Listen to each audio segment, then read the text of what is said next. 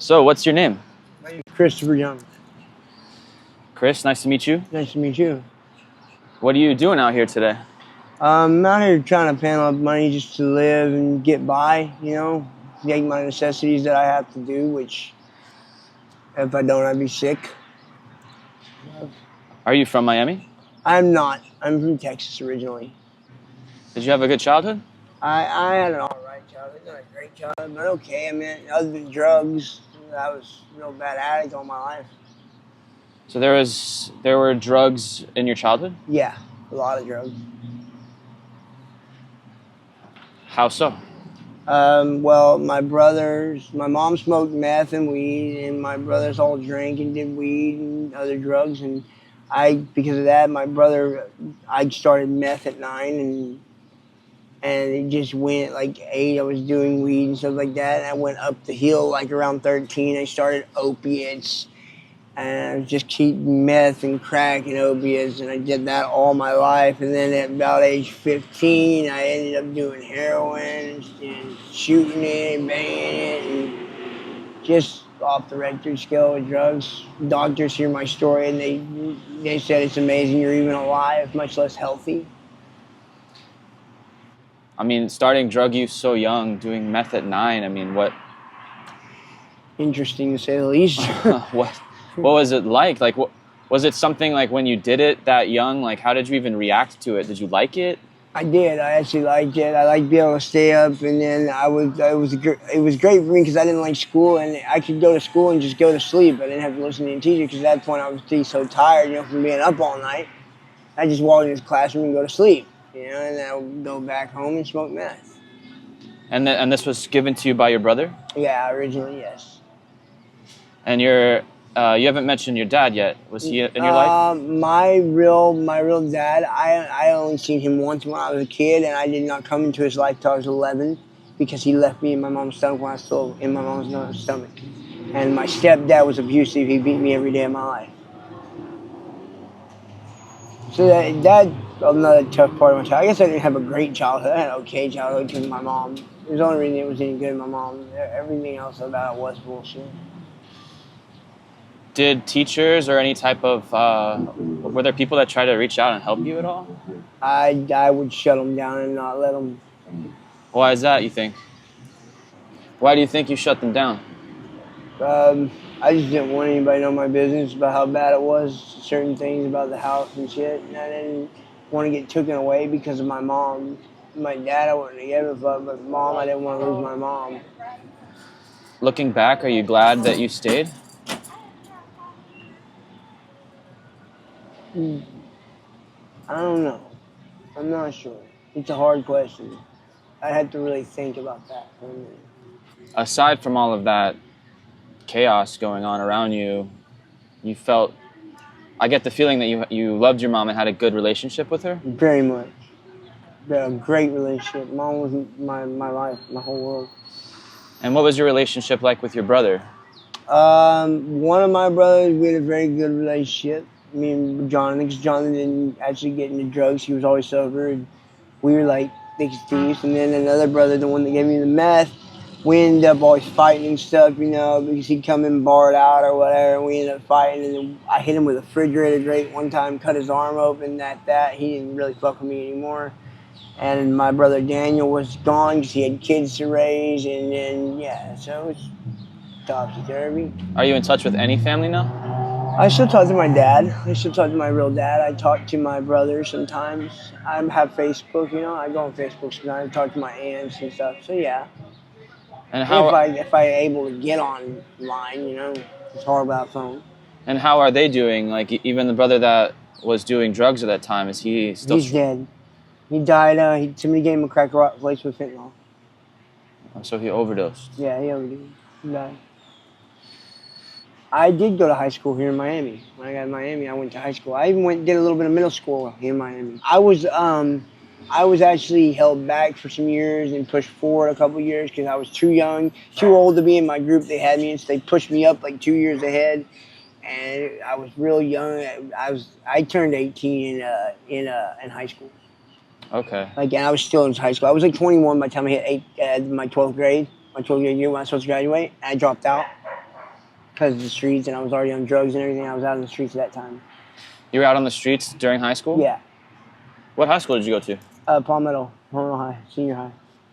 Well, I was in, and then I started heroin at like 13, right, or 15 or something like that. I started doing heroin, and the heroin made me real slunkish and made me not do the meth so much. And I smoked a little bit of crack here and there, and I just got fed up with high school. I just didn't want to be there. People were calling me dirty, calling me names. I wasn't able to keep clean, you know? I didn't able to shave, and people were calling me names. So I almost killed a guy with with a chair leg that I broke off a chair and fucking almost beat him to death. And I just quit because I was going to end up killing somebody in my anger. I have extreme anger issues, and I just quit. I just said I'm dropping out, and I left, and that was the end of that. Do you remember the first time you tried heroin and what it was like? Amazing. I love the feeling. That's my drug of choice because I love the feeling. I love opiates. If I had to give everything up and just do opiates, I would. You know, I wouldn't drop opiates for nothing. I don't think I'll drop opiates until the day I die. So do you have any desire to get clean? I mean, I got a desire to get a house and all that, but to stay where I don't have any opiates, no, because I like the feeling. I need it. Literally, it's the way I feel with it, it's literally my upholder. It keeps me going, you know what I mean? Otherwise, I wouldn't keep going. I can't imagine you're happy out here. Miserable. Super miserable. But the high is worth it? Well, it takes me away from the miserable. When I'm on it, I feel good. It's like a cycle. Vicious cycle. It's like a ring. It's an ongoing circle, you know? That's why people use a ring for marriage, because it's a circle. It never ends. And how old are you, by the way? I am 33. Did you have any friends in high school? I had a whole lot of friends. But yeah, I was a very likable guy. I'm still a likable guy. A lot of people love me out on the streets even. Yeah. It's just with my anger and the way it's going out here, I tend to yell and cuss at traffic. And I don't even mean to. I can't help it. I'm so mad and fed up with the fucking heat and just not making it, not eating, and losing weight now. And it's just fucking me up, you know? I really don't have the money to be able to afford to eat and do the habit, but I have to have the habit or I'm sick. Mm-hmm. It's a real vicious cycle, like you said. Outside of drug addiction and drug use, what are some other qualities about you and hobbies that you had? I love exotic animals. I've actually worked with exotic animals. I have my class 1, 2, and 3 license for exotic animals.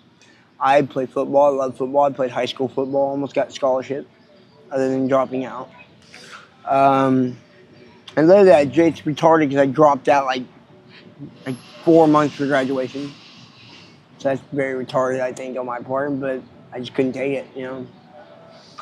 And yeah, I mean, I can sing pretty good, I think, and I have a lot of good qualities about me. I'm lovable, and people love me a lot. But I just have a bad anger issue and bad drug use. Do you have any children? No, none. No, I never had a kid. What was the first night on the streets like? And how did that progress? I don't know. The first night, I didn't know what the fuck I was gonna do, and I just whatever. And my brother was already on the streets. He showed me panhandling. That became my way of making money, and now that's what I do to this day. So I don't steal. I don't take from people, but I panhandle, and it's okay. And now it's getting worse, and I don't know what I'm gonna do. And it's basically like I didn't know what the fuck to do that first night. I was so scared. I didn't know, you know. But my brother helped me, and I got used to it. I became just a veteran of the streets. I've been out here 18 years. And how did you end up in what was the area you became homeless in? It was actually in Cutler Ridge area. And how did you end By up? the Falls Mall. Okay. Yeah, the first time I had met you was actually in Overtown, and now we're in Liberty City. Yeah. So how did you end up in these areas? It's cheaper. A lot of cheap drugs are cheaper, ain't gonna lie. They're over in Overtown, it's $10 for a bag. Here it's $5. They're the same size. This is good. So, I mean, you know, it says for itself. It's cheaper. I told you how bad my money is now, so that's why it's so cheaper. That's why I have to be here. You know? Can you talk about some of the things you've seen on the streets over the years, or like experiences you've had in this? I've seen people get murdered. I've seen all kinds of things. I mean, there's just so much shit. It's too much to even share, really, honestly. It's just a lot, you know? There is so much I experienced. I've had dogs that I've raised from puppies and loved me to death, and people have stole them and they've died, and I've had cats and I've had different animals, and yeah, it's just a lot. I've seen people get killed in front of me. I've seen people get shot. And I won't mention no names of no one who did anything because people are still out here, and you just don't mention names out here. You know what I mean? It's not part of the code. You just don't do it. Have you ever overdosed? I have twice.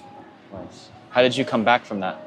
Well, the first time when I woke up in the public bathroom, they were doing the sternum rub on my chest, and they said I died. And then the next time I was over here by the McDonald's in Liberty City next to the turn to 95, and I had woken up and I said, "Oh, you Narcan me, didn't you? Yep, we brought you back to life, but you died." And that was sad. I mean, I hate Narcan, but you know, and honestly, I probably would have been happier dead, not coming back. I wouldn't have to deal with this shit anymore. I'm really tired of this life now. I am, but it's hard because I get feeling so much, you know. You're so young, man. Like, have you ever considered that you can use what you've been through to help other kids that might go down that same road? I have. I really have. You thirsty by chance? No, I'm okay. No, I just thought I'd offer. I don't like drinking and eating in front of people. Oh, you're good, you're good. But yeah, I mean, as, you know, terrible as the things are that you've been through, like, you can use it to make the world a better place. I know I could actually. I really do. I know I've been through so many miracles, so much I shouldn't even be really here right now, to be honest with you. You could write a book someday. Very well, probably could write a book right now. And a very long book. Yeah. You could change the world for the better. Yeah, that's what I'm thinking. But I gotta be able, I gotta fucking just do it. My problem is I procrastinate. I just procrastinate. I've had little chances here and I never been able to do it. Have you ever had any periods of sobriety since you started? I've been to rehab a couple times, and I've had about a year clean one time when I was in the rehab and shit, but I always forget where I came from and I go back to that place. How did the relapse happen? My dad finally sent me some money, sent me like $80, and I just started reminiscing about the old days and all that, and shot back out. That was it. I never came back to rehab. Do you have any regrets? No. I mean, I do, but I don't. Doesn't matter if I do, it wouldn't help. You know what I mean? I live in the past and all the bad shit, that's not going to help me move forward. When did you get into, or how were you introduced to needles? My boy actually, I was like feeling like I wasn't getting enough out of it, snorting it, so my boy showed me the needle. And I got to the point where I was even shooting up in my neck. And I finally was able to quit the needles. I don't do needles no more. I haven't done it in about 2 years. I smoke now. I don't shoot nothing. What made you quit them? I didn't like my abscesses, my body. Like that shit right there and all that, and all these marks on my legs and shit. My arms, on top of my arm, there's abscesses on my chest, there's abscesses, I mean everywhere. I made up with abscesses because of infections, from the needles. I got sick of it. The pain, always being in pain. What was it like shooting up for the first time? Here's well. I would never let nobody try it for me because the feeling is so addictive. You can't go back, a lot of them say. But I guess you kind of did. I made myself. I still shoot up sometimes, but very rarely do I shoot up. But I like the feeling so much, I do it sometimes, A lot of people talk about speedballing. Yeah, I don't speedball though. I don't like it. No? Why I feel like it wastes my heroin. Do you feel like you block a lot of things out? Yeah, definitely.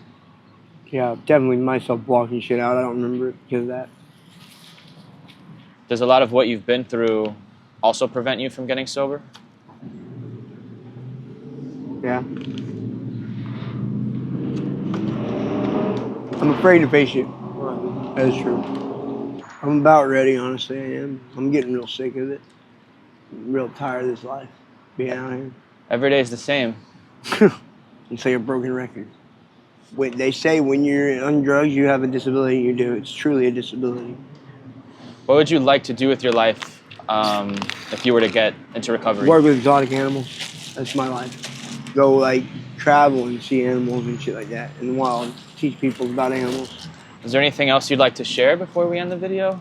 No, other than my mom dying on my birthday and shit like that, and when I see a Christmas tree, it's like a bulb flashes in my head, and it's like one of my biggest PTSD triggers and shit like that. No, not really. I think we pretty much covered everything, honestly. Do you dream at night when you sleep? Yeah, I have night terrors, terrible night terrors.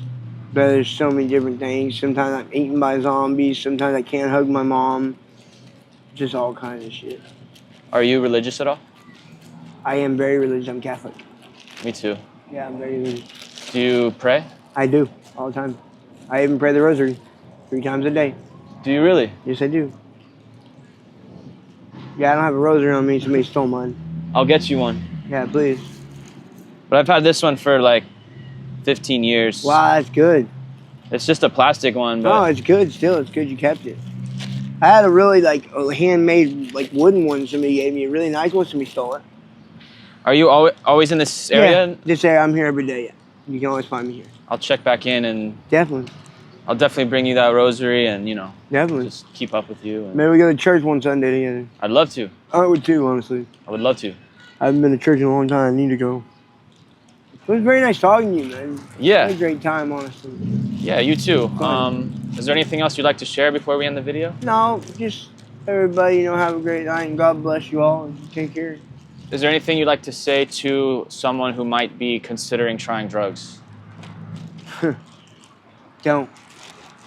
Save yourself the trouble and the time. Don't do it. Just don't. Like, it's not worth it. It's not worth it in any way, shape, or form. I don't care what you're going through. And do I have your permission to post this Yes, online? you do.